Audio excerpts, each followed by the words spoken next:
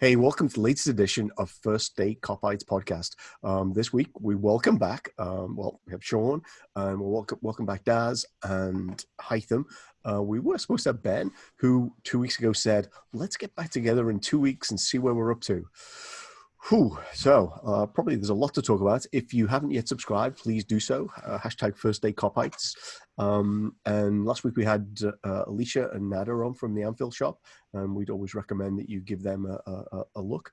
And I'm sure we'll talk about this. I'm more and more convinced that the only way to watch this season is listening to Hot Mic. Otherwise, we're all going to be driven crazy by the commentary that we're getting from the network television. Okay, so we're going to try and start and talk maybe a little bit about the football, but I suspect we will end up talking about TV interviews, the Premier League, Sky, BT, NBC. So let's at least try and start with the football. We're recording this the day after Liverpool drew 1-1 away at Brighton, amid some interesting VAR calls, as usual. Seems for our games. We had our first defeat in the Champions League on Wednesday with a 2-0 loss to Atalanta. Let's start there. Atalanta. Clearly, both games we were short of one or two players. So I'm going to go to you, Daz. What was your take on the Atalanta game? It seemed like we were sailing through to qualification, and now all of a sudden the things I read on social media, which I should never read, seem to be indicating that we're now at risk. What do you make of the Atalanta game? Ian Ryan of the Anfield Rap, who I follow on Twitter, said, "I will never talk about that again." And I think he just struck it from the record. So I don't know. That's the less said about that, the better. I don't want to go in on people, but I don't think that Divock Origi can probably, barring a massive outbreak of COVID or some even worse, something worse, like the stairs show up with the crowbar again. I don't know. I'm thinking maybe that his time with us might be done. And again, it was Damien Kavanagh that said, "I love him, but he's shite. He's a legend, but he's shite." And I think that pretty much sums up. He just doesn't seem to be on any of the same pages that anybody else is. It doesn't seem to be any way that you play him. Anyway, that's a story for a different time. I think that that was well deserved by Atalanta. We definitely played into the way that they wanted us to play. We just looked jaded. We looked tired. We didn't look like our heads were. Like when my dad called me within 2 minutes and he says, "We're going to lose this and we will not be able to find a way in." And I think we didn't take a shot on goal. Is that correct? I believe so. Yeah. At Anfield, it's not even woeful. It's almost unforgivable. And the thing is, like we at the end of it, we had enough firepower to do something, but within 3 minutes of bringing the quote unquote first string on, we conceded again. And then, again, you can say if they didn't have time to get up to speed, but we had enough to be able to get back into that game, and we just seemed devoid of any type of plan. I don't know. There was enough individual talent out there that they should have been able to pull something together. And I guess it's just one of those that you write off. Another Italian team. Atalanta are no mugs. You've got to say that. And they came to play. I think that they realized with Ajax playing Midgetland. Apologies if I butchered that again, but so they knew that they were going to have to get some points to be able to stay in the hunt. And on the plus side, at least it makes our group somewhat interesting, because I think that Ajax will think that they can now come to Anfield and get a result based on what they saw. And I don't think that they will. But again, that's very dependent on the team that we can put out, because there's no James Milner now. I don't think I think that hamstring will keep him out for a little while. So whether you like Nico Williams, I think that he's going to be our guy for at least the next 2 games. So I'm sure we'll touch on Nico Williams, especially with the Brighton game in mind. I think one of the things you could observe is, well, two big observations I'd take away. One is they looked like a team that had put a lot into a game not long before, like the Sunday game. And therefore, some of the enforced changes meant that there was a kind of real lack of flow in the way the team played. The other thing, got my probably biggest takeaway, and I'll go to you, Haitham, next, is that referee was kind of weird, wasn't he? I mean, didn't he give a lot of strange decisions? I mean, no decisions at all? Well, but then he decided to book somebody. Must have been like really pissed off, right, about being booked for in a game where a guy doesn't give any fouls. You know, and it was kind of an innocuous foul too, if I remember correctly. It felt like it was, of all the things that you've given or you've let go, this is what you're going to pull someone up for and give them a card for. Yep. So I don't know, detour off into, kind of, but I just felt that the refereeing was strange at the very least. Not that you need to go down that direction, Haitham. What was your takeaway with Atalanta? I totally agree with you about the referee, and he was just pretty much letting everyone go, no repercussions. And at times I was just like, hey, someone's going to get injured. So first of all, I'm glad no one was injured seriously on that game, because there was huge potential for that. To be honest, I was just calm the whole game. I watched the game maybe because I was watching the match with a bunch of people virtually. There was a hangout. I was watching it with a bunch of people from Europe, but it was one of those games that as soon as I saw the lineup when it came out, I was like, okay, if anything comes out of this game, a point, or if we win, it's good. If not, I'm not bothered either. And that was just, I guess, the way I was watching the game. So even, when they scored first and then the second goal, I did not really mind it or freak out, just because of the number of points that we've accumulated so far. And I just went back to the past couple of years where we actually, not last year, we got knocked out of, was it the quarterfinal last year by Atletico. But even the year before and the year before it, we always had that one game during the group stage where, it was, I don't want to say a stinker, but just, Red Star, Napoli. Yeah, we dropped, points at home. So I just looked at it, that's that game, that match where we're going to lose points. So, overall, I'm okay with it. I did not freak out afterwards. And going back to what you were saying earlier, Paul, about checking social media and seeing how people freak out, I wasn't even looking for that. It was just like, oh yeah, we dropped 3 points at home. That's fine. We're still in first place. We still need, what is it, a point to make it through.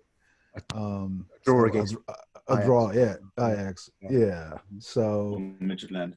Yeah, exactly. But just going back to what you were saying, Daz, about Origi, just at that level, I don't believe a player forgets how to play, football just, like that. It doesn't go away. I'm not sure what it is, to be honest. I don't know if it's just the fact that he has given up on playing for Liverpool. I'm not saying that that's the case, but something is not right with him mentally, because based on what we've seen in the past few years, he comes in even when he wasn't playing much, and he still does something. And even last year, he played in that FA Cup, albeit it was against the Arsenal kids, and he played with a lot of kids, but he still scored a goal or two. I can't remember. So he contributed, and ever since, I'm not sure what it is. I don't know if he needs to, to continue to talk to the team psychologist or whatever it is. Uh, like I said earlier, he's a legend. You know, a lot of people will say that. A big evidence is that poster that they had in one of the matches last year that got banned. But yeah, it's kind of sad, but I don't think it has anything to do with his skills. I think it's more just mindset or something, with the way he looks at things nowadays. Yeah. You can see what's happening now is people are hesitant to pass him the ball because as soon as he gets the ball, it's possession change. Yeah. He's like a possession change statistical nightmare. Right, and heavy touch, or he dribbles it into a blind alley. Yeah, and I saw a meme, I think a couple of days afterwards, mimicking what Benzema actually said about Vinicius or whatever. It was Salah and Mane talking to each other, and it was a meme on Twitter, I think. I was like, the person that put it up, basically Benzema said, if you're not familiar with the story, Benzema was saying, this guy is playing against us, don't pass him the ball. He was talking to Mendy, his teammate at Real. And he was like, don't pass him the ball, he's playing against us. And some Liverpool fan, idiotic Liverpool fan, used it as if, Mane was saying it to Salah or Salah was saying it to Mane. And I'm just like, short-term memory is so jacked up with a lot of our fans, Yeah. There's definitely something, I think, though, we'll probably talk a little bit about Taki Minamino. And I think the same is true of Nico Williams, where there seems to be a hesitation to pass the ball to them quite as frequently. And I think, unfortunately, when you have more than one of those players on the field with like the good people, then that just breaks the flow and the cohesion of the team quite a bit. It's worse when they're painfully aware of it too, because they play a lot tighter. Yeah. Like, obviously, no one fell into that category in the Leicester game, which was a lot about the kind of how that played out. So, last word on Atalanta. I guess it'd been really nice to have got a point, but they're actually not a bad team, are they? I think they're going to cause other people problems. But we don't have to face them again, at least not in the group stages. So that's probably good for us. What did you make of the Atalanta game, Sean? I mean, I agree with all that. I was kind of disappointed to see Origi starting and not Taki. I don't really understand what's going on with Taki. I mean, he hasn't been great when he's played for us, but for me, he's been better than Origi. And I don't know. To me, we could use him a little bit more. We could talk more about that in terms of the game yesterday. But it was just a weird game. Like you said, the referee didn't really call anything. It was kind of clear early on that that's how it was going to be. And yeah, I mean, the team just didn't function very well. We weren't creating anything. And then, for the most part, they weren't creating anything till late. They got the goal. It seemed like we had our subs ready to come in, like we were going to try to make a late push for it. And then they scored the goal. And then our subs came in, and in the couple minutes it was taken for us to kind of get used to all the new players on the pitch, they scored again. And it was like, that was kind of a backbreaker, it seemed. It normally wouldn't be, but it just seemed like it was just one of those. And I think Haitham said before, we've had these games before in the group stage of Champions League. We really haven't been great in the group stage of the Champions League the last couple of years, but we managed to make it through, and that's all we need to do. So we get 1 point against Ajax, or we beat Midtjylland, and we're through. So I think Klopp was just, it almost seemed like some of the players, I don't want to say they weren't going all for it, because I'm sure that that's not the way they go out there, but it almost came across like, all right, just don't get hurt, try to maybe pull out a point here. That's just the way it seemed watching them play.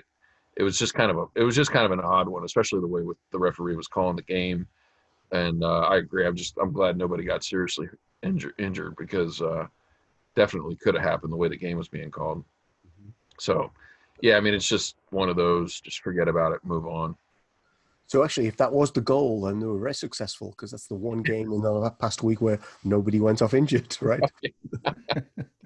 Were there allowed 5 subs? Interesting. We should. I mean, I think Mane in particular, and he was probably just tired. He just didn't look himself. You know, like he just normally he kind of dominates the game in terms of controlling the ball and creating an attack, and like he just wasn't all there. Blunt. He's very blunt.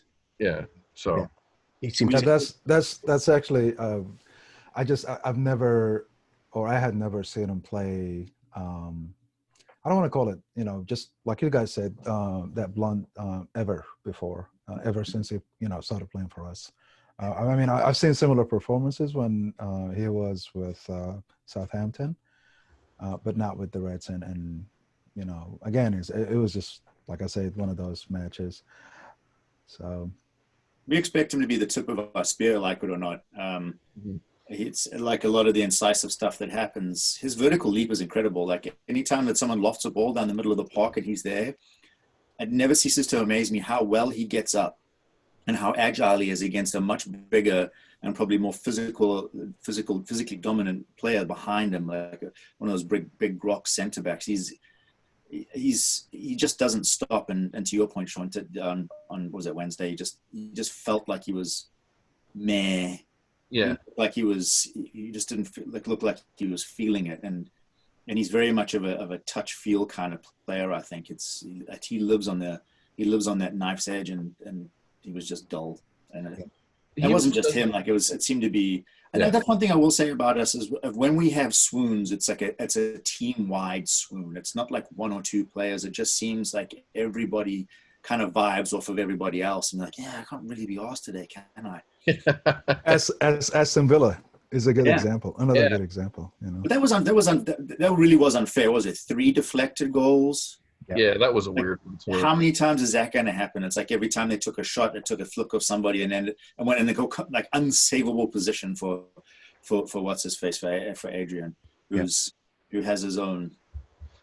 But Mane often does a lot of the hold-up work, and he really takes a beating. I mean, if you watch, he's so strong. I mean, both he and Salah, I think, one of the most underrated things about them. They get attacked for diving and stuff all the time. They get beat to hell, both of them, but especially Mane.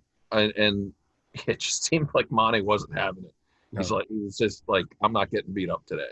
So it just kind of seemed to be the way. And I don't know. I don't know if that all played into it, but that's just the way it seemed to me. And but. Cynical Mane is kind of my favorite Mane though too. Like when he's just had enough. Yeah. He's not even clever about it. He just wellies somebody.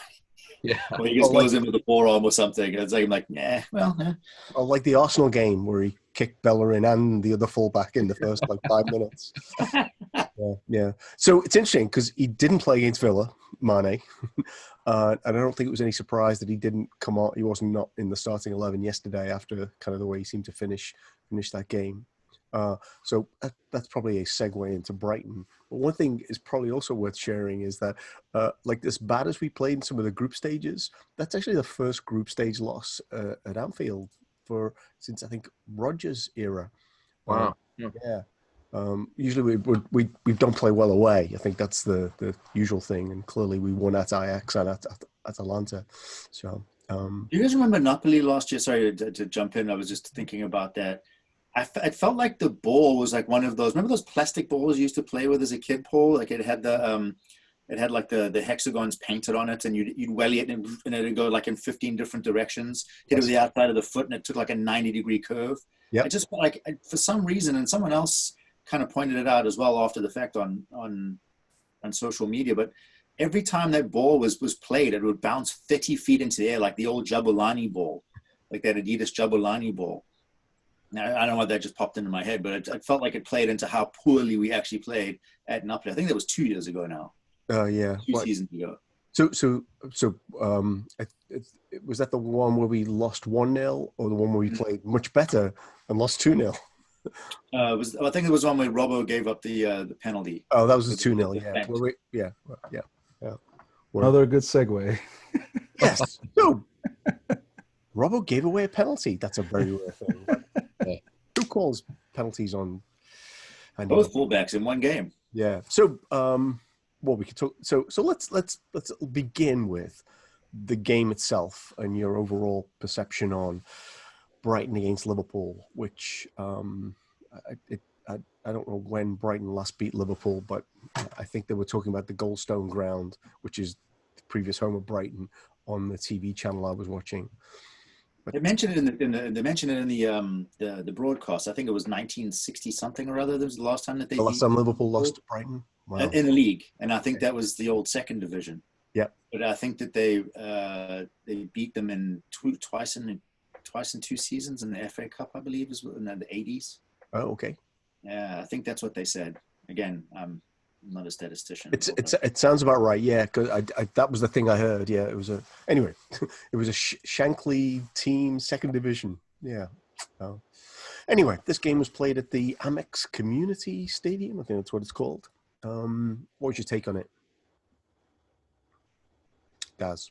Oh, I think I texted you that I just felt like we toiled. Again, through kind of necessity, Klopp had to drop quite a few new faces in there. I don't think our midfield was, for the lack of a better way of putting it, was glacial. In their defense, it's a much wider pitch than they're probably used to playing on. So there was a lot of space for three of them to cover. It's not a blistering midfield with Taki, Genie, and Millie. And I think that you could see that there was a lot of space. And it became evident even early on that even though they had that much space, they didn't seem to be interested in playing through us. They were going over us. And that was probably because you had Nat Phillips, again, not Sonic the Hedgehog back there, and Fabi. So you have two central defenders that have probably never played a competitive minute together ever. And then you're kind of thrust into that. In fairness, I would have abandoned my play attractive football too to at least test that out. And they did early on, and Connolly got some joy from us. The one that he missed was, I think if they had have gone in 2 up at the half, I don't think that many Reds could have had any gripes or complaints about being 2 down at half time. But I think it was a game of 2 halves. We came out second half when Neko came off and Jordan went in. So like I know him, Hendo. When he came in, it completely changed the kind of the complexion of the game. There just seemed to be more solidity. There was more assuredness coming from almost everybody. And that Jota goal, he's fast becoming one of my favorite players. It's just such a good goal scorer's goal. It was almost out of nothing. It was a good ball from Bobby, but he took it, he beat a man, held onto it, and then I watched the way that he struck the ball too. Is you know how well he struck it is because he finished on his striking leg. It's tough to teach kids that. They always end up on their off leg when they hit a ball, but if you strike a ball pure, you always finish on the foot that you struck the ball with, and you watch it he just ever so nicely lands back on that foot, and it was perfect because it was back across Foster, who is it Ben Foster? He's not the biggest goalkeeper. Matt Ryan, sorry. Ben Foster's kind of a beast. But Matt Ryan, he's not the biggest goalkeeper out there, and he just nestles it perfectly in that side netting, going the other way. It was a wonderful goal. Their goal, I don't think was, I guess, letter of the law. It is. He did clip him. But you saw, I believe that Welbeck afterwards said it was a soft penalty because you could see him he took 3 steps, yelled, and then went down and looked at the referee. And people, more cynical people than I, will say that, well, yeah, that's what everybody does. If you got to go down, and I had this conversation with someone on Twitter, you're not going to get the call if you don't go down. It's fair enough, but the merit VAR, was it clear and obvious? And we'll get into that later, I'm sure. It was just talk surely straight football. It was a dagger because I believe on balance, it's probably where it should ended up was 1-1. But I think that we've done enough in the second half to take all the points. Yeah. The one thing you didn't mention, but I think your assessment of the a game of 2 halves, much underused cliche, was probably right. I think in the first half, we looked like a team that hadn't played together much, which it was a team that hadn't played together much. But even having said that, I don't know that the Salah goal was offside clearly enough for them to disallow it. And the one thing before I go to Haitham that I did want to talk about was, if the standard for it's not a penalty is Salah being brought down by McGinn at Villa, then the penalty, the Welbeck penalty, was not even worth bothering about. So and as long as I've mentioned Villa game 3 times, there's something going on here, right? So Haitham. Brighton 1-1. Feels like it's a bit more. I'm going to start with the second penalty, just because it's in mind, as Daz was just talking about it. So I knew it was going to be a penalty the moment it happened, because I heard the noise of Robo, kicking, or the clash of the feet. Basically, I heard it, and I knew it. And it's one of those things like, please, don't look at it, just let it go. And then, once the ball went out of bounds, I knew they were going to look at it. In general, I agree with everything that said, from flow of the game, tale of two halves. I don't think I have anything to add there. The one thing I'd like to highlight is the fact that Brighton is really a pretty good team. And I think with everything that was lined up, or everything that unfolded yesterday against us, whether it's VAR decisions, whether they're correct or not, again, it's becoming more and more just, subjective. The fact that the injuries, Millie, getting injured and having to go or be subbed out.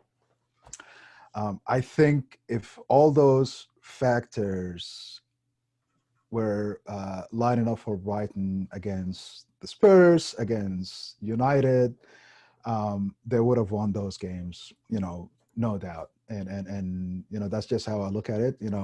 It's not, I don't know, Sheffield United or Fulham that, we had that result against. I think we played a really good team, and when we basically almost beat them, it's just, I'm not a big believer in luck and all of that stuff, although sometimes, I succumb to it. But I think just we got unlucky, and that's all of it.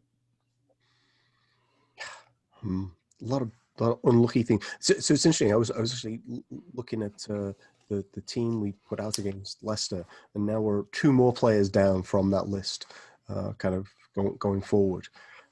Which, wow, maybe if we thought about playing a Origi at centre back, I mean, maybe. By the way, what happened to Matip? Just left him out. Yeah. So I think what they've concluded is, I don't know if he said this explicitly, but the information that I heard was that they decided that they needed him against Leicester, they needed him against Wolves. He'd need to miss another game, and the Brighton game was the one they thought was the best option, because Phillips could play in the Brighton game and he couldn't play in the European games. So. And my second question, are we allowed to change our roster in the Champions League after the group stage? I think you can after the group stages, yes. Okay. Yeah. Okay, good. Because I can see, not that he's going to play, and maybe we'll get. No, actually, we're not, unless we sign someone new. But I can see Phillips actually starting instead of Williams. I think is more solid, basically, just because of his age and playing in Germany and all of that. I think he has more experience than Reece. Yeah. I think Reece Williams has looked good, but I think the Atalanta game probably showed, that he's going to make mistakes. Second goal was the first big one that I saw him make, because he was in no man's land when that ball came back across. The guy could have finished a ham sandwich and done the Sunday New York Times crossword and finished that. He had enough time. Inexperience. I mean, he was playing for who was it? Reading or Kidderminster? Kidderminster. Yeah, they were not even in the top 4 leagues. Yeah.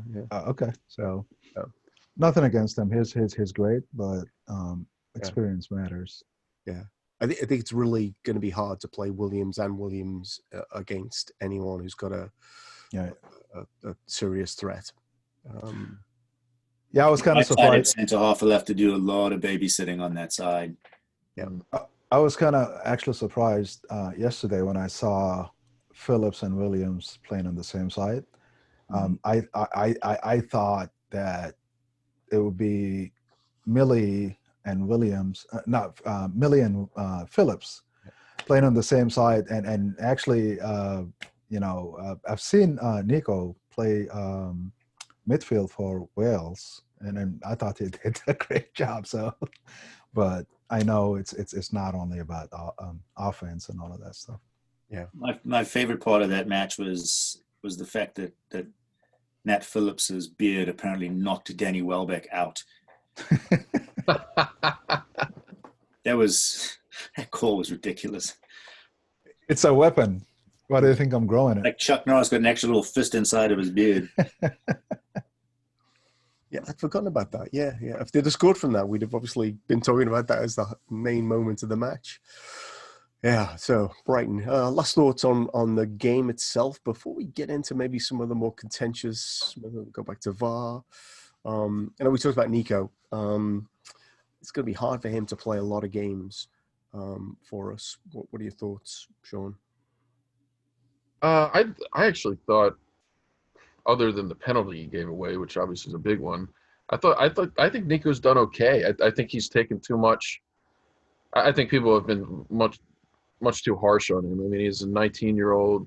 I think a lot of these kids have done great. I mean, 19 years old. It's crazy how many of these kids we have playing right now, just out of necessity. And I think they're pretty much all doing fairly well. They're going to make mistakes. Like when you play somebody that young, they're going to make mistakes. It's just going to happen. And we don't really have any other options right now. So it is what it is. It's not worth, everybody being overly critical. I thought, I thought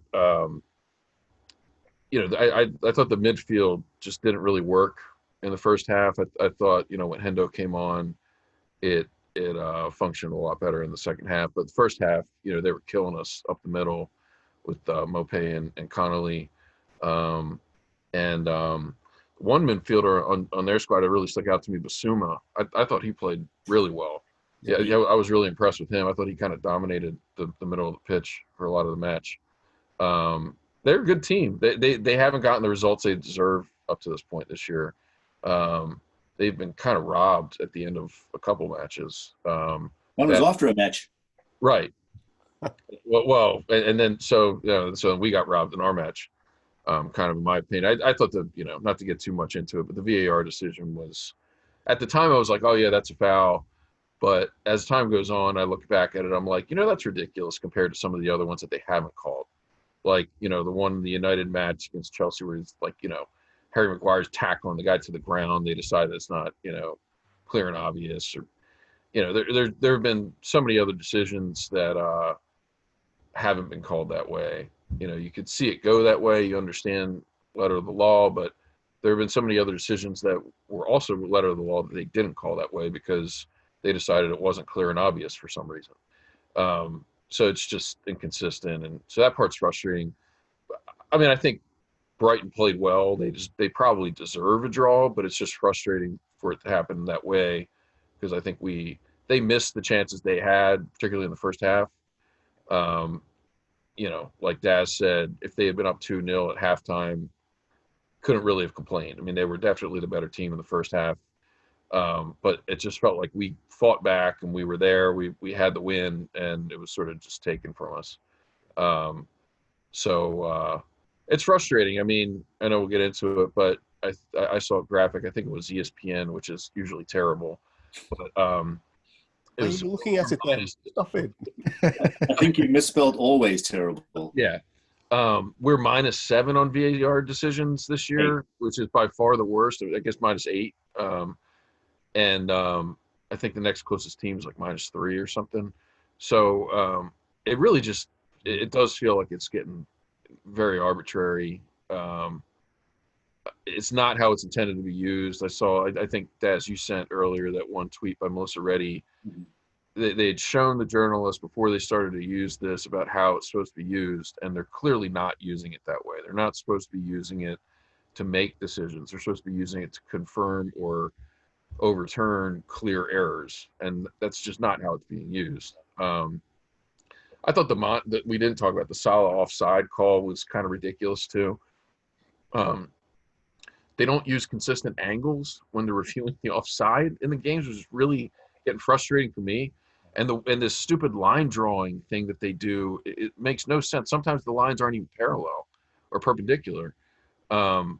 It's just ridiculous. Like a lot of it is ridiculous. And I don't watch a lot of other football, like, Champions League or international, but when I have, VAR is not used this way in other countries. Like it's not impossible to get it right. It's just, for some reason, they keep screwing it up. And I don't know. I feel like a lot of it has to do with the officials, but Yeah. Here or there. In terms of the football, the only other thing I would say is that when Milner got hurt, I thought that kind of threw us off towards the end too.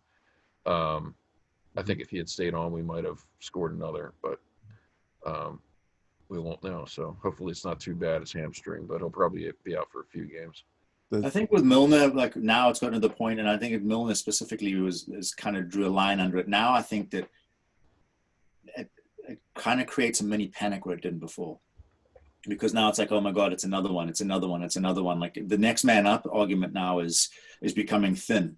Well, it's not the argument, but the people that are stepping, the next man that is stepping in it's going to start wearing on the consciousness and the psyche and the confidence of the players, because they're like, Millie's down, we're back to Neco. When Neco goes down, who's next? Like we're just, Curtis Jones is now playing right fullback. Like it's gotten to that. I think that it's a fine. It was drawn on with Millie going down the finer point to kind of back up what you're saying, as I think it's kind of throwing the players more for a loop now than it probably was, because we just don't have the troops that we had before. Like Hendo goes down, Genie steps in. Genie goes down, Thiago's there. And like we're so thin now. It's like oh my God. So I think I know they're professionals, but they're still human beings. Yeah. Yeah. I mean, when you look ahead, not to jump ahead, but when you look ahead this week, I think if we make it through this week, we start to get some players back. I don't know exactly when Trent comes back. I don't know when Thiago's going to come back, but at some point, Hendo came back this week. We should start to get some of these guys back. So that should help. I mean, especially if we get Trent and Thiago back, that'll be huge. But Thiago's gone at least for the next two. So Wolves and Ajax, he's right. not contention. Is that what Klopp already had said? I think that was.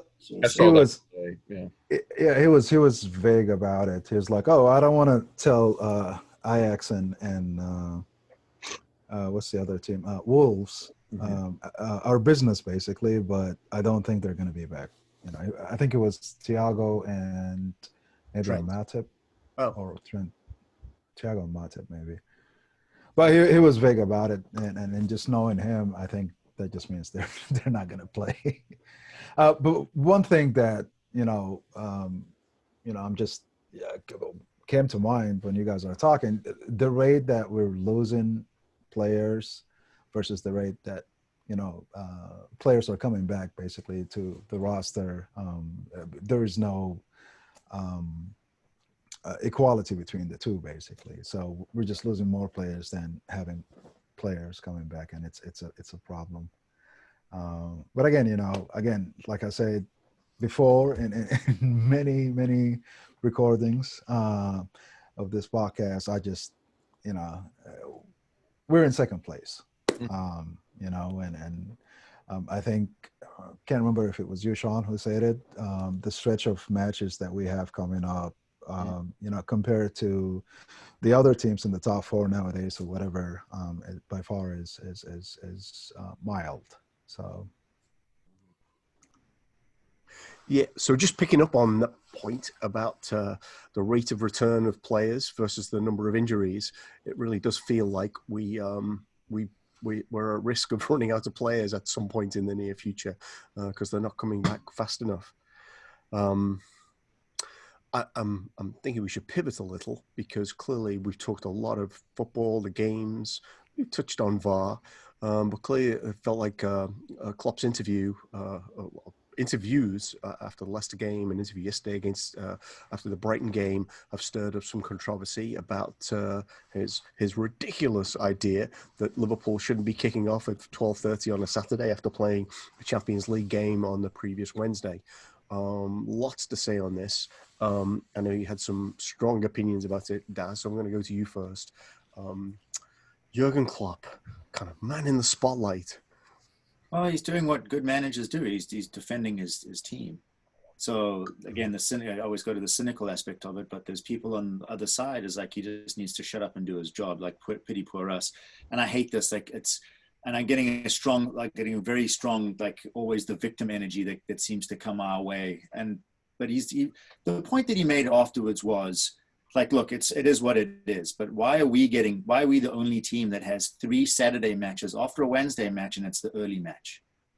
Like, and I think he says that to Des Kelly, and Des Kelly beforehand, whether or not he meant to, like he baited him. He wanted to know about what he'd said about VAR, and he's like, as far as I know, that like all 3 of the decisions are right. And then his immediate reaction was like, well, some of your players are saying that's not the case. And that's when Klopp was taking off his shoe in his mind, and he was just going to throw it at him. And that's when he got his hackles up, and he went for the broadcasters. And I think what people are trying to insinuate is that Des Kelly was taking up for people of his ilk. Like, why are you having a go at me as working for the company, not the company itself? And I think that seems to be, from what I'm reading, is like it's not his fault. And yet he was the first one. Like, Des Kelly turned around and said, like, well, why don't you go to the PL? It's not us. So that he took up for the actual broadcasting companies thereafter. So I think that rendered that particular argument moot, because he did go to Matt for his company. And personally, my take is, and again, I'm always going to start off with the cynical take, but I'll go to it. We all know who the overlords are here. It's the people with the money. It's the broadcasting companies. They have the capacity to change, and do quite frequently change, fixtures to accommodate something or other. So to say that they can't do it, or you've signed a contract, it's not true. It's untrue.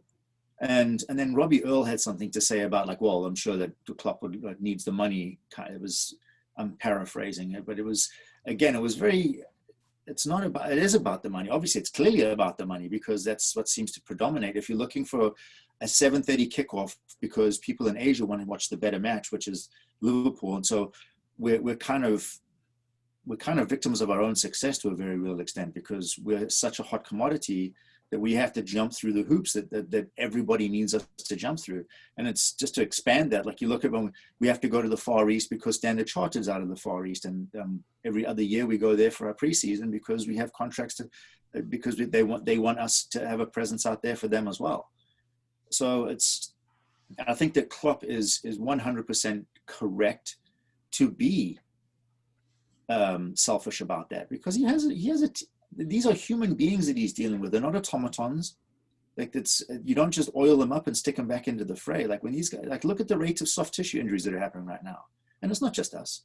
It's happened to us. Like, we have 9 down now. Some of them are horror challenges, but a lot of them are just overuse or repeated use injuries. And so to say that you get that extra 3.5 hours, people are like, it's not that big of a deal. But we were talking about it off air earlier, like the amount of sports science that goes into this. And people that are popping up from teams in the 90s, like, we just got on with it. It's not the same game. It's just not. It's nowhere near the intensity that these guys play at, the way the Klopp has them playing. Like, you didn't run 12 miles in a match. You just didn't. Yet looking at you, Danny Murphy, you bald pillock. Like, I'm not having that. Like, you're comparing apples and oranges here. But everyone wants, like, the good old days. And one of the points I was going to make about, like, I can imagine all those players from the 70s and 80s are like, this ref's letting it go for our match against Atalanta. He's letting it go. This is where it should be.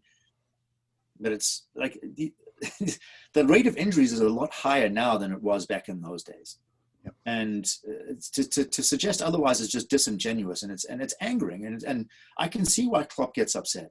Because you say that, like, this has got nothing to, it's got to do with the CEOs. The CEOs, What are they going to say? It's like, yes, sir, thank you, sir. Here's the check from you guys. That's exactly what the check that they're going to take. They're not going to go to the mat for these guys. They see them as commodities. As you can see that, hence them being bought and sold and traded for whatever amount of money that their price tag comes with.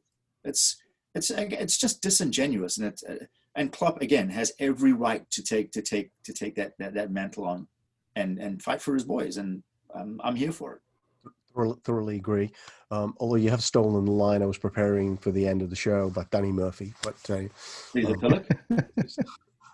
so I think when we were talking before, somebody said it's not the 80s anymore, and I think that's absolutely true. You know, the kind of players who are on TV talking about like, oh, they should just get on with it. I've never played football at this level in terms of the athletes that the players now are and the miles that they run in games. Some of them used to smoke cigarettes at halftime. You got an orange, yeah, and a cigarette. Uh-huh.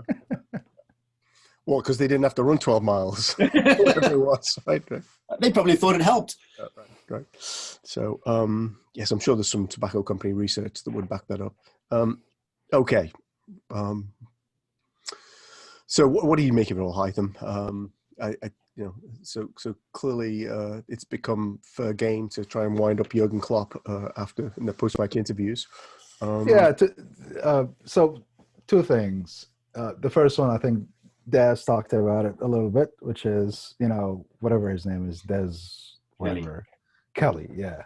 I hated the fact that he was acting aggrieved, stupid, kind of. And when Klopp said congratulations or whatever, and he was like, "Are you talking to me?" Of course he's not talking to you. Who are you? I mean, and I think that's what you were talking about, Daz, when Klopp, in his mind took off his shoe and threw it at him. But I thought, as soon as he said that, I was like, okay, so yeah, something is going to pop up, and this is going to be an interesting conversation between the two. So from that perspective, the Saturday match, the early kickoff, I totally agree with everything that Dad said. Club stood for. I have nothing to add to it. However, my second point about the conversation is actually it's related. It's regarding the 5 subs and in contrary to the whole conversation about who's responsible for that early kickoff, it's the execs, it's the CEOs that sign the contracts, all of that stuff. Klopp said something that really resonated with me when he was talking about Chris Wilder and his opposition to the 5 subs, and he was like, "Well, Chris Wilder, was being selfish and wanted," and I totally respect Chris Wilder. I think he did a fantastic job last year, and I still think they're gonna stay in the Premier League. But when he said he was being selfish, he just wanted 3, and he still has 1 point. I mean, that's a fact.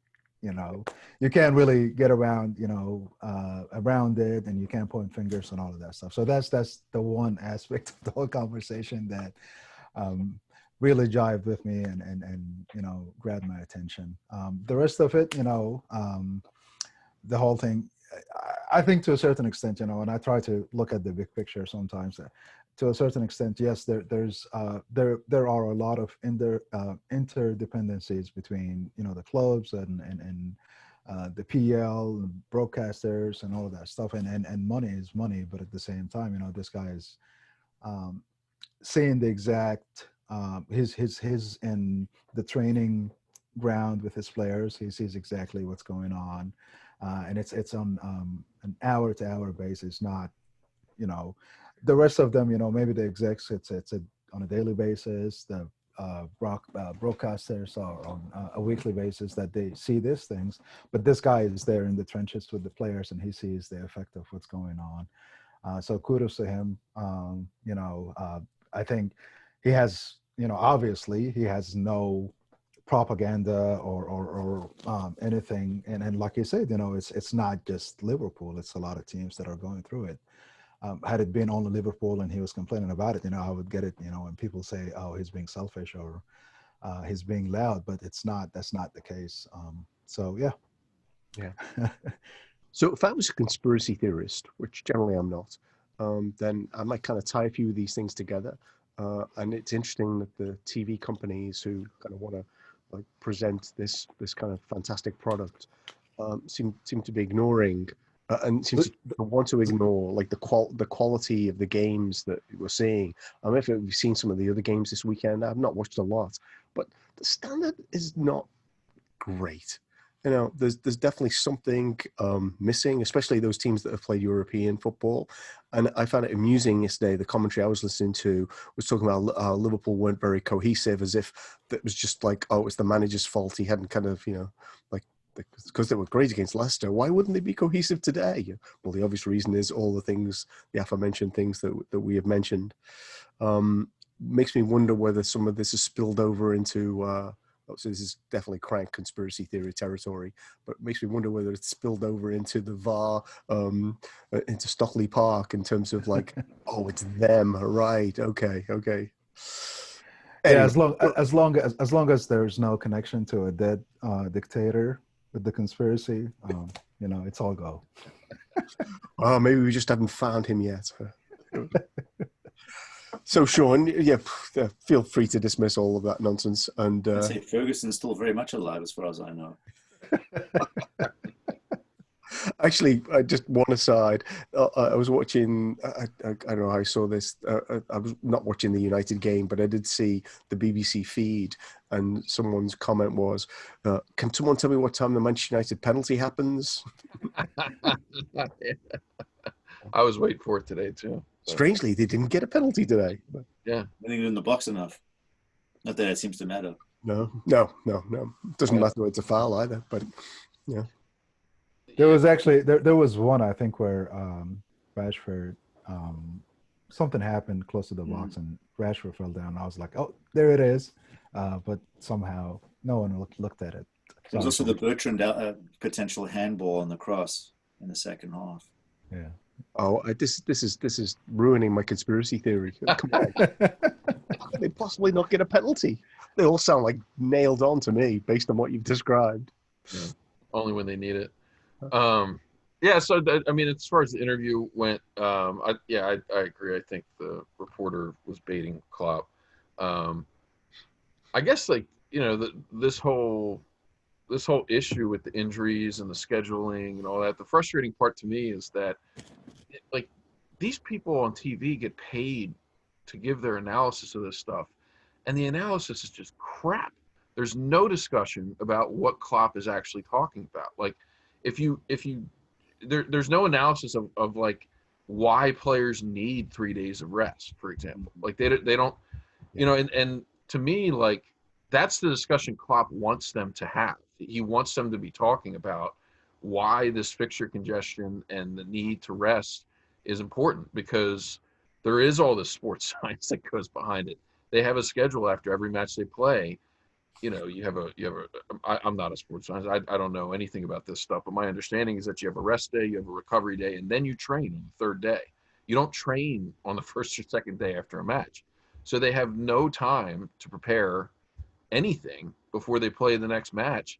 And not only that, the players, Simon Brendish put together this he's been a guest on our show and follow him on Twitter, and he works with a number of clubs and does kind of the sports science stuff. And he had a list of Liverpool players, and almost the entire team was either in the yellow or the red in terms of being fit to play the match yesterday.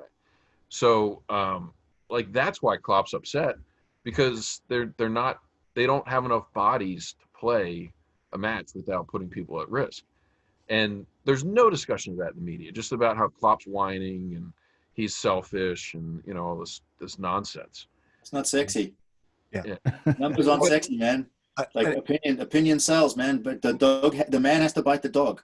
Right. So let's see what happens in 2 or 3 weeks when we're not the only club with 9 injuries, because that is going to happen.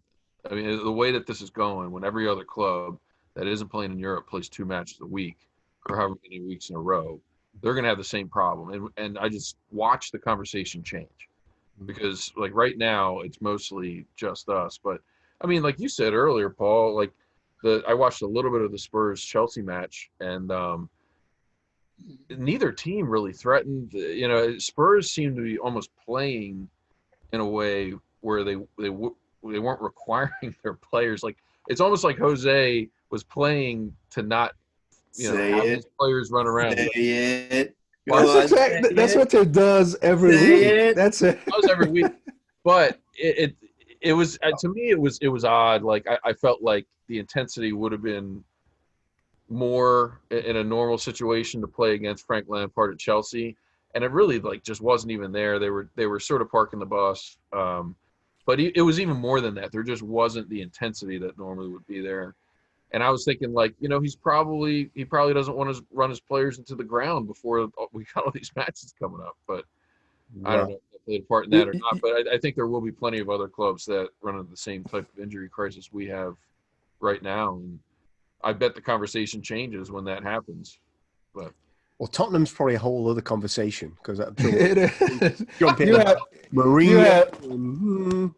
You have described Mourinho's playbook page by page, just in the past 30 seconds. Yep. He almost got it. Park the bus. Also had a chance at the end. If he had made the right pass, they probably would. And now he doesn't need to do anything to like make fans happy in the stadium. So it's exactly. That's something struck me when you were talking there, Sean, was if you go back and look at the last 2 years under the way that Jurgen Klopp has run his players, the way he's played his matches, when you had a preseason, when you didn't have this type of fixture congestion, when you didn't have COVID, you look at how many players can you remember going down with soft tissue injuries? Not very often. Yeah. Like maybe Hendo. Yeah. And a lot. Yeah. And Nabi a few times, right? I was going to say it's been because you went away. It's been so few that guy on Twitter from Holland hasn't been on his case for about 18 months. So the fitness egg. Yeah. Right. Yeah. So it's not been. He has a point. If you think about it, it's like he's like, look at my track record when I've had all of these things that like when I've had control, like some sort of quote unquote control over the situation. Like my ship is tight. Now it's just kind of wide open, and you guys are making it worse by congesting fixtures like this for the sake of you'll say COVID, and fair enough. Like it's dictating the way we play the game, but there should be concessions made because they can make them. They just won't. Mm-hmm. Mm-hmm. And I think that's what he's trying to say to the Des Kellys of the world is like, stop being disingenuous. If you want to have a conversation about it, we'll have a conversation about it. But you want me to give you a headline, and regardless of what I do, you'll glean something from it. You like to bait the bear, man. You want to poke the bear. But it's even more than that. He's actually directly asking them to have to. They need to start the conversation. They're just not doing it. Yeah. Like they're just not having the right conversation because for whatever reason, I guess they think it doesn't sell. But Ole Gunnar Solskjaer, we talked about this as well. Like he had something almost exactly the same thing to say. Was it last week? Yeah. I guess I saw the video today. I thought it was after today's game, but he basically said the exact same thing, and it didn't cause all this uproar. But it was 2 weeks ago. I think. What has he won? So who cares? Yeah. So he won a few things. We're going to do one last round. We're going to look ahead because we play Ajax at home on Tuesday night. I guess that's another 2-day recovery thing, but let's see how that plays out. Well, at least given we played too early on Saturday, maybe we have longer to get recovery time. But then it's 4 or 5 days before we play Wolves. Mm-hmm. So maybe this. What is he going to do? Yeah, so much time on his hands. Could actually have it beyond Home Depot. Who knows? Well, what do you think he's going to do? What do we think is going to happen?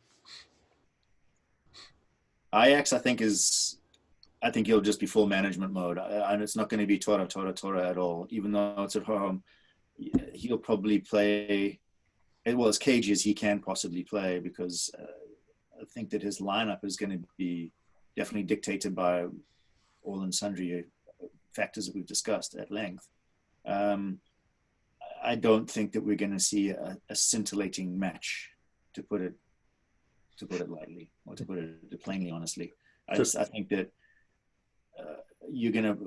I think Curtis Jones will probably pop back into the midfield. you'll probably see the same front three in some fashion. I think that he might give Diogo Jota the day off because he has played quite a few minutes. You'll probably see Salah, Firmino, and Sadio up front because we do rely on them heavily to do the business for us. And Grant and they do. It's something that he can plant a flag in because by and large they will. No matter how bad we are in the back of the midfield, if you get it up to them, magic can and will happen. Yeah. Reece Williams probably alongside Fabinho, I guess.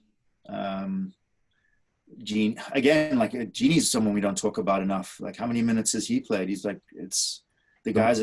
Right. Well, he's probably I mentioned automaton beforehand. He's probably the closest thing we have to one, and he just goes about it so professionally and so methodically. It's a privilege. It's actually a privilege to watch because he doesn't whine after games. If you watch his social media stuff, like he's just, it was tough, but we move on. That smile that he has just seems like, I think that his smile is kind of representative of who he is as a person, as a human being. Like he's just a happy person. I think he's just a positive influence.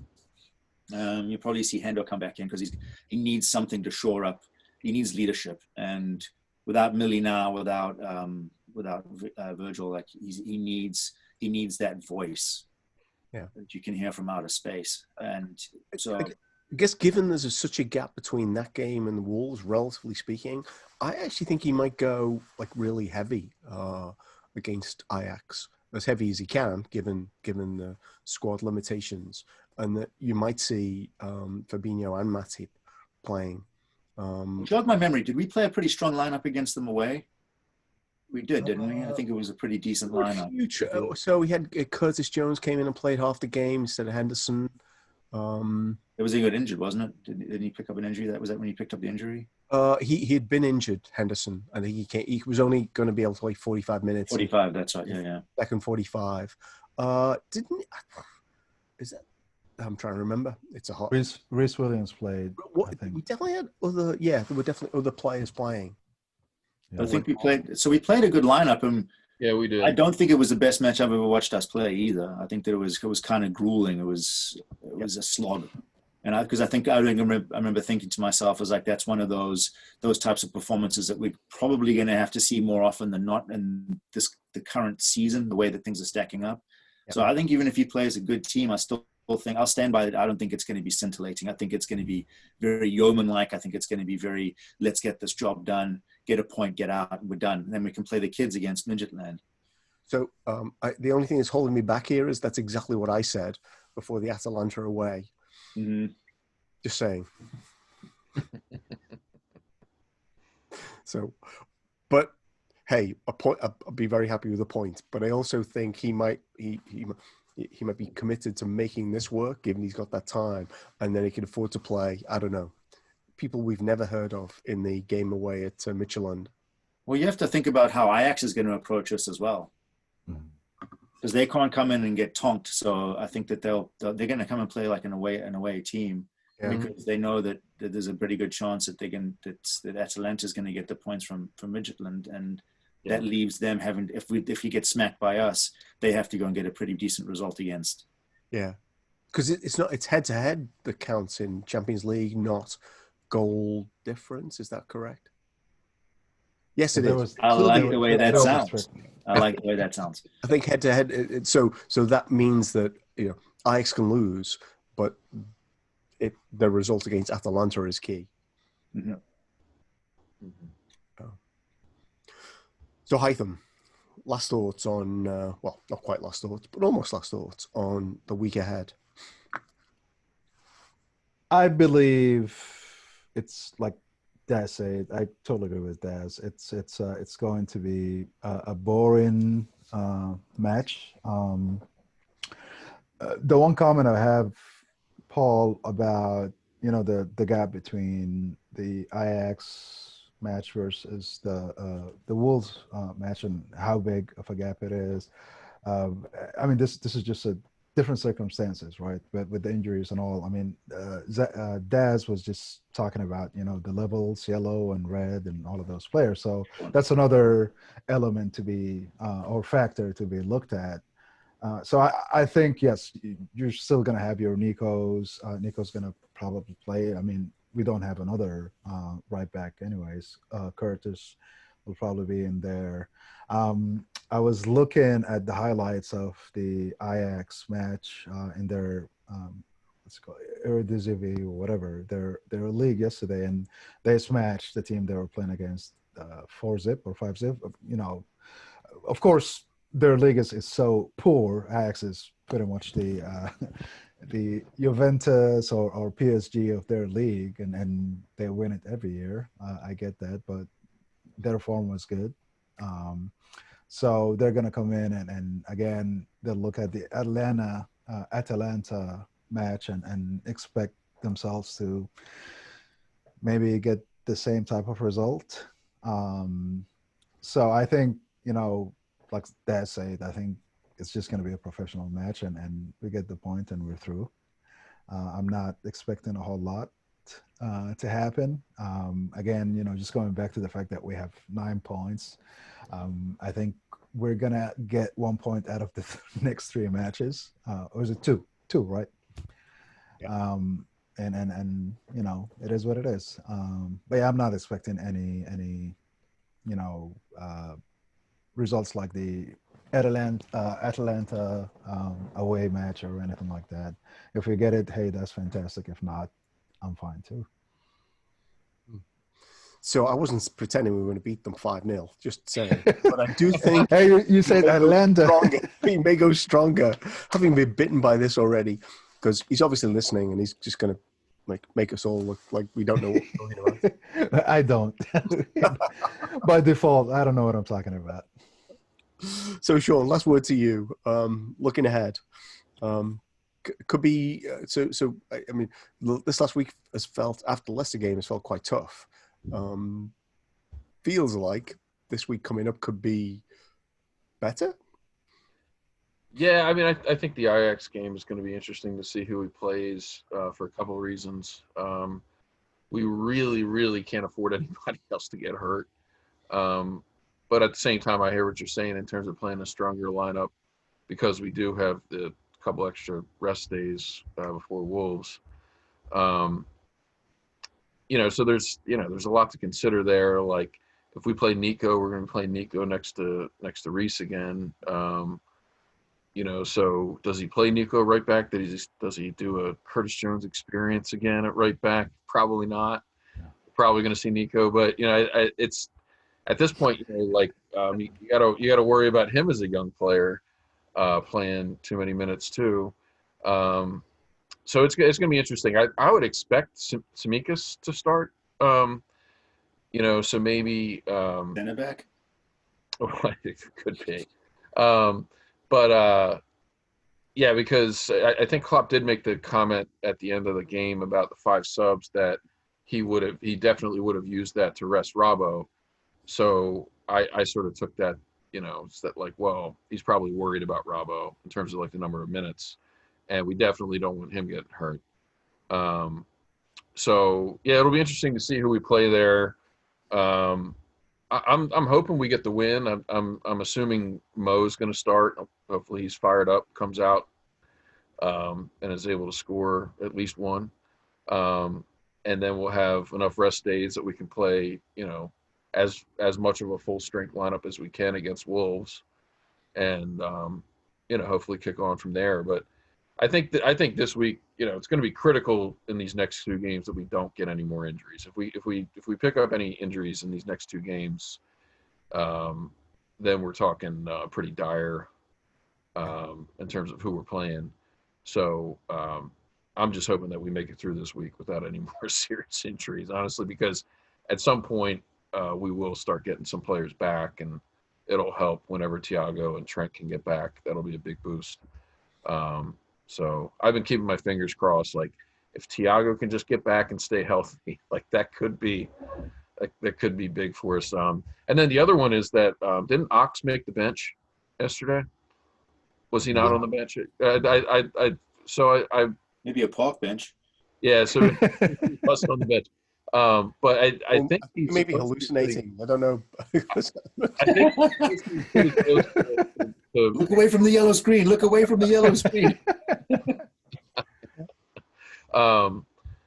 But so maybe he comes back at some point, or is at least on the bench or something like that. So, we'll see. But I wonder. When horse placentas were a thing.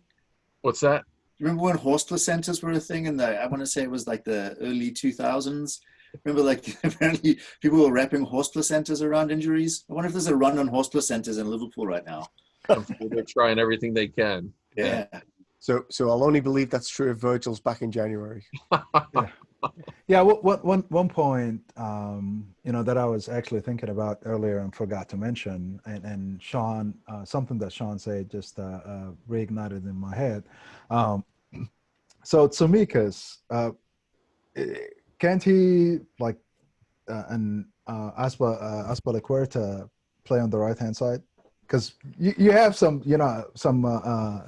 backs that could play on either side. I mean, they have a preferable side, and I know he's a lefty, but just we're not going to expect crosses, from just play defense on the right hand side next to Reece Williams. Do you guys think it's not possible for him to do so?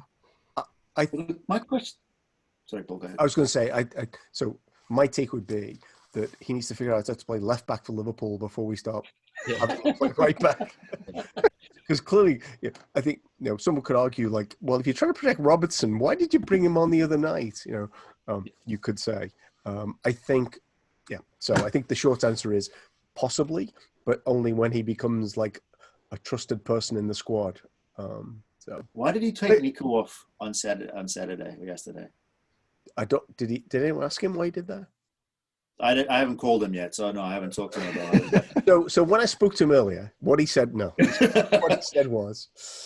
so I guess my take is, I think a lot of it was about the thing we talked about earlier about people were not passing to him. It was like, let's give the ball to Nico so we can cross it into the box where they've got those 6'5" defenders. Let's move the other. I think there was a lot of, they didn't like his decision making. The penalty can't have helped, even though I think Connolly was very clever. And, if you look at it, I'm not sure Nico fouled him as much as he used Nico's outstretched leg to fall over. But that's always going to get given. But I think there's a lot in it about people thinking he's a bit naive, he's kind of not quite ready, and he's definitely not Trent. No. So that's the question. And then the question becomes, do you throw him into the fray against a team that's like Ajax, who are arguably a better squad than Atalanta and Brighton, to see him get thrown to the wolves? Because he's 19. At 19, what were you doing at 19? I didn't have the type of intestinal fortitude or mental fortitude that you're expected to have in this. And he's just getting absolutely slaughtered by people. So when you guys are all naysaying on the Curtis Jones at right back, I'm thinking, he was terrible there. He was terrible. His positional sense is awful. I played fullback for a large portion of my life, and I'm not saying I'm anywhere near as good as any of these guys, but my positional sense, I'm just looking at him from mate, your man just ran past you and you're watching the guy with the ball. Here's the difference, though, that Trent does not play like a regular right back. If you're asking Nico to play like Trent's role, he's not going to do it. If you're asking the other scouser who can get crossfield balls to play it, he might not be a bad option. There is one other 4 or 5 weeks of practice doing it. It's you just chucked him on there because you got an injury. Well, if Matip is the right-sided defender, I think there may be some benefits from using him in that slot. Do you have money on this move? Because it sounded like you had a couple of quid on. So my only authority is Neil Atkinson on the Anfield Wrap today was talking about maybe we could do Curtis Jones as the makeshift right back. I think you might have been looking at the same yellow screen that Sean's been looking at. Yeah. I think it's a terrible idea. A player that's played right back for us though, it's Jordan Henderson. But I don't think we're going to go that way. A waste. Yeah. I think we should play Costas. The least that you can think about is the fact that he has played a few European matches in the past. But again, that would mean that Robbo has to play too. And I think Klopp was saying, as Sean alluded to, he needs to give him some, because Robbo is probably not even in red. He's gone brown, red, and he's back in the green again. He's so far past the red. Yeah. Gina can play left back. He did. He did. He's probably in the He red did before. This sounds like cloning is going to be the next option. Actually, Genie's going to play in all of the roles. Hey, I think we've way overrun our time today. This was a lot of fun. Thank you so much. My favorite moment though is Danny Murphy. This is not the 80s. Daz, love having you on. Haitham, always great to see you. Sean, Thank you. thank you so much.